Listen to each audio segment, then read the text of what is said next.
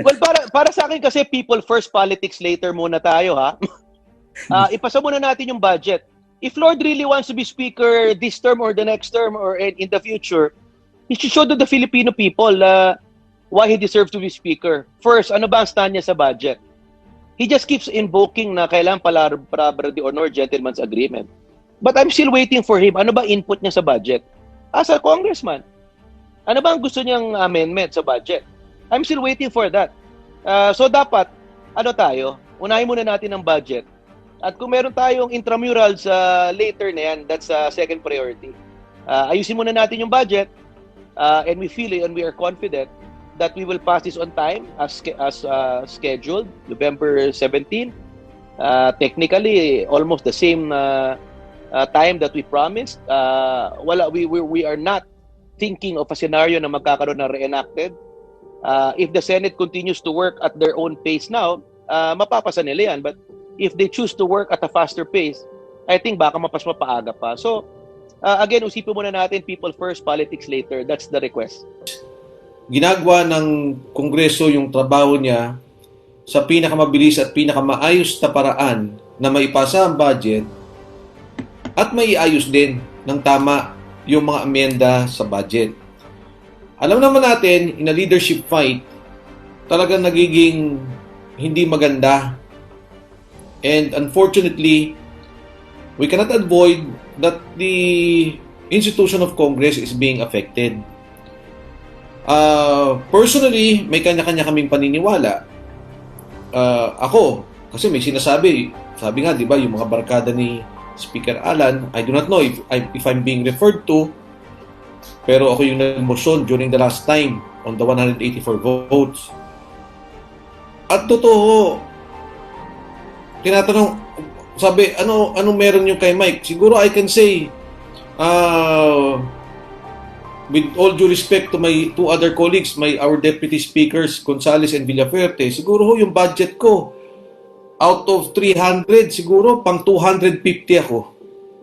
Pero hindi ko naman kinakasama yan dahil I understand ang district congressman, iba ang kanilang mga advocacy. Nandun sila sa front line ng kanilang mga distrito. At ako man, nung ako'y nasa distrito, ganyan din naman. So I can understand if it is not a question of budget. Wala ho akong ganung budget na nakukuha kay Speaker Allan Cayetano. Malinaw ho yung sinabi ko na noon pa, yung galing niya, yung sipag niya, yun na nakikita ko. But again, ayoko naman na kami-kami mag-away-away. So maybe, and I hope that in our group, the group of Lord Velasco, na huwag kaming magtirahan in public to hit the institution of Congress. Huwag kaming magtirahan individually na ang institusyon ng Kongreso ang tinatamaan. Kasi kung trabaho lang naman, nagawa naman ng Kongreso yung trabaho niya. Naipasa niya yung budget kaagad, mabilis niya itong matatapos, nang hindi lang kung anong ibinigay sa amin, yun lang din ang pinasa namin. Inaayos namin to para itama. Marami ho akong advokasya sa pangkalusugan. And I'm thankful that the Speaker included me in the committee because there are things that I would like to be amended in relation to the budget of the Department of Health, in relation to PhilHealth, at kung ano pa ho yung mga pangangailangan. So, I have nothing to say against the camp of Congressman Lord Velasco, except that kung yung trabaho sa budget ang pag-uusapan, nagawa namin yung trabaho namin. Pagamat natapos kami nang hindi umabot doon sa sinasabi lang date, gusto nila October 14 pa, nagawa namin to. Napaliwanag ni Deputy Speaker Gonzales, Deputy Speaker Villafuerte, kung ano pa yung mga proseso. At yung Senado naman, pwede naman nila magawa yung trabaho nila na hindi ituro ang Kongreso na ito ang magiging rason para sa isang delay. We are all doing our best to do our jobs and we hope that we try to avoid hitting and tainting the institution of Congress in this leadership fight. And yun nga, panawagan ko dun sa kampo ng kabila, di mag-usap-usap at sinabi nga ng DSLRay, tingnan natin yung numero, huwag na tayo mag-away because hindi naman to dapat kami, hindi ito si Mike Defensor, si Gonzales, si Villafuerte, kung di yung Kongreso na bilang institusyon. Maraming mga bago sa amin, maraming mga first-termers. Kawawa naman, hindi naman sila dapat maapektuhan nito. Naman ang appeal ko lang doon sa mga members of the House na nag-advocate that there should be equal distribution of the budget sa lahat ng mga distrito. Wag naman, because if we are mature enough and statesman enough to understand the budget, hindi naman pwede na ang budget na supposedly 4 trillion, paghati-hatian namin mga congressman. Hindi naman pwede yun. Hindi naman pwedeng kongreso lang ang mag-direct ng expenditure niyan. What's going to happen with the priorities of the executive? Talaga, sariling priority ang executive eh. Now, iba-iba rin ang pangangailangan ng mga congressman sa kanya-kanyang mga distrito. Yung capacity mo rin for the implementation of yung program na gusto mo sa distrito, ibang usapan din yan. Sino ang congressman na aayaw na mapunta sa kanya lahat ang budget? Pero ang katotohanan, hindi pwede mangyari yan eh. Because your capacity ng iyong distrito, ng mga department ng DPWH to implement the project na bababa sa iyo. Katulad ko, Mandaluyong, ano ba ako? Katulad ni Mike, nung siya ay 3rd District Congressman. Nasa urban kami. Meron ba kaming farm to market road? Meron ba kaming ports and airports? Meron ba kaming mga pier? Meron ba kaming mga irrigation? Meron ba kami agriculture? Meron ba kami kung ano-ano dyan sa mga probinsya? Wala kami noon. Hindi naman nangangahulugan porket ang isang distrito nabigyan, let us say, ng airport na ganito, port, dahil meron siyang sea, meron siyang kailangan sa airport, na wala naman akong ganon, hindi naman porket meron siyang ganyan, tapatan mo rin ako na para mag-equal kami. No, according to the needs din, at kailangan din naman tayo, meron din naman tayo sense o level of satisfaction natin na realizing, ako, hindi ko naman pinatatango sa ilong ko, no? Pango ito eh. Pero ibig ko sabihin, gustuhin ko man na marami kong proyekto, pero naiintindihan ko deep in my heart na mas marami mga distrito sa akin na nangangailangan, kaya okay lang. Kahit naman majority leader ako, can you just imagine when I was majority leader noong 15th Congress, noong time ni SB. Nagulat ako. As a majority leader, magkano ang aking net ng DPWH for my district? Less than 30 million. Magkano ang aking, yung si Chicoy Alvarez na aking assistant majority leader sa Palawan? 7 billion. Magagalit ba ako dahil siya ay 7 billion? Maiinggit ba ako? No. Nung malaman ko bakit siya 7 billion, kasi merong national program ang ating gobyerno, convergence, tourism convergence eh. Lahat ng mga ginastusan dahil meron tayong nagka-campaign tayo sa underground river na tourism. So pinondohan ng gobyerno, ports, mga widening ng mga roads na dati para makapag-widen ang national government ng mga barangay, municipal or provincial roads, kailangan i-convert mo pa ito na national. No, ang ginawa dati noon, basta going to yung mga tourism development site, gobyerno na ang gumastos ito. Kaya malaki ang kanyang pondo. And I don't take it against him. At hindi ako magsasabi, oy, ano ba kayo? Ano ko lang yan? Assistant ko lang yan. Bigyan nyo rin ako 7 billion? No. Siyempre, ka rin sa mga eskwelahan. Pero definitely, hindi pwede magpantay-pantayan because iba-iba ang pangangailangan ng mga kanya-kanya mga distrito. Sinabi ni Lord Velasco, September 30, dapat mag-step down. Nag-step down si Speaker Allan, September 30, nag-resign siya.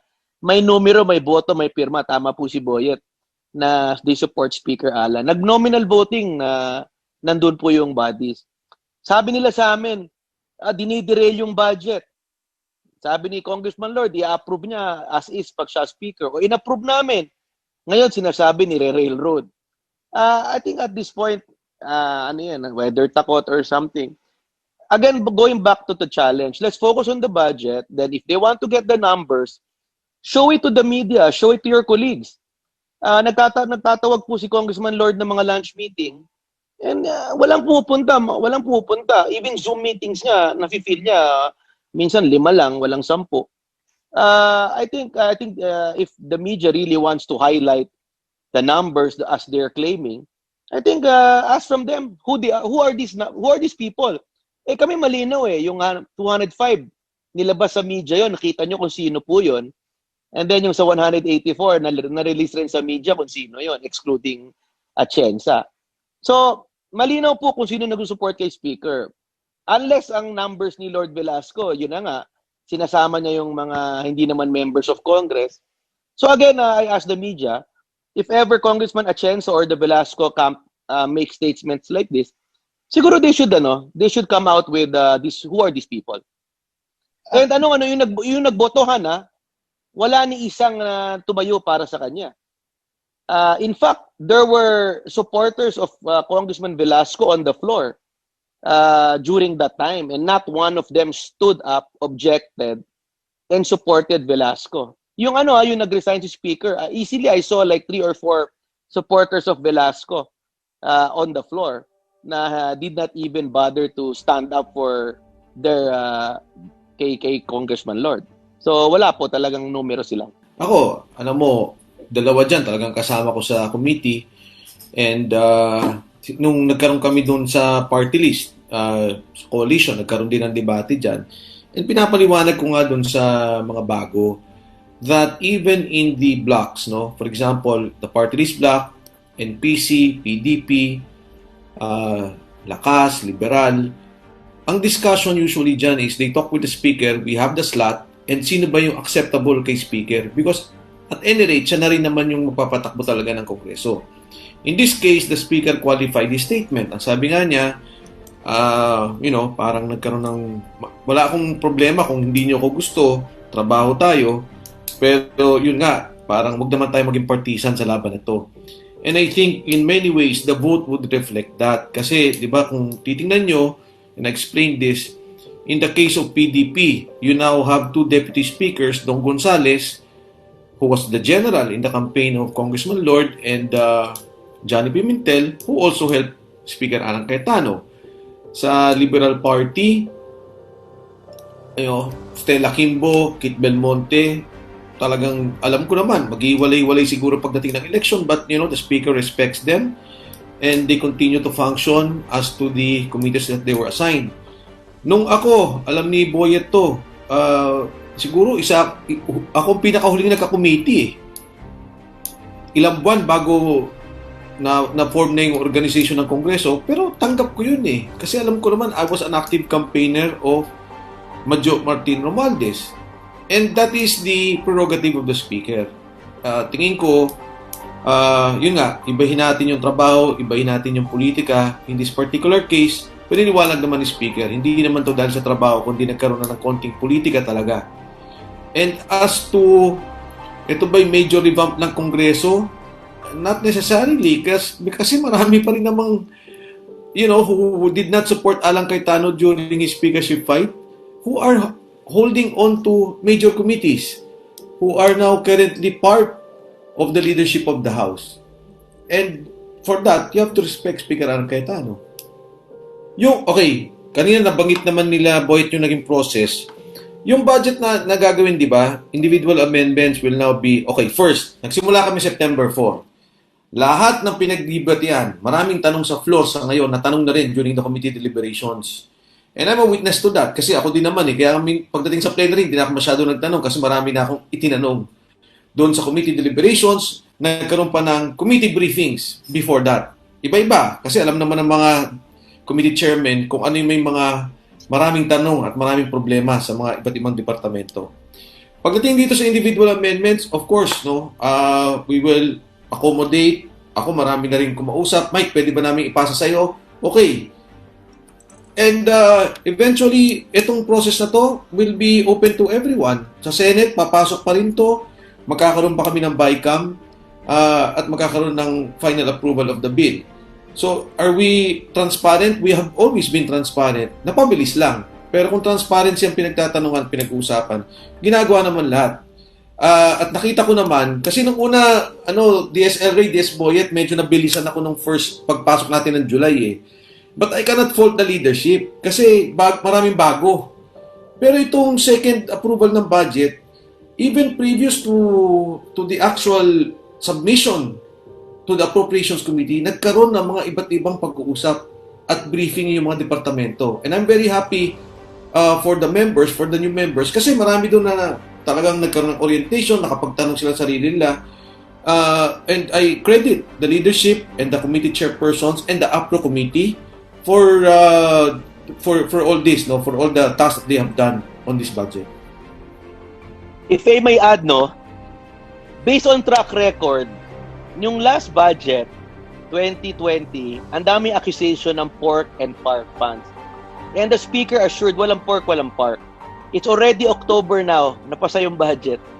Wala na yung accusation ng pork and park up to this day. That means, the day that the GAB was approved and turned into a law, naging GAA, wala naman talagang park and pork funds. The same way na mangyayari itong 2021, walang pork funds, walang park, transparent, and it's open for scrutiny starting from day one to the time it will be approved as a law. So that's the assurance we want to give to the public. Na while there are always questions during the deliberations, at the end of the day, the instrument is transparent for people to scrutinize on when it becomes a law. But again, bago maging batas yan, talagang open, transparent po ang mechanism. In fact, for the first time, binuksan po ni Speaker Allan na even non-members of Congress can ask questions, not through Facebook Live, but even through Zoom meetings. Na nakita naman nyo, that's an innovation. That's the desire of the Speaker to make the process more transparent and accountable.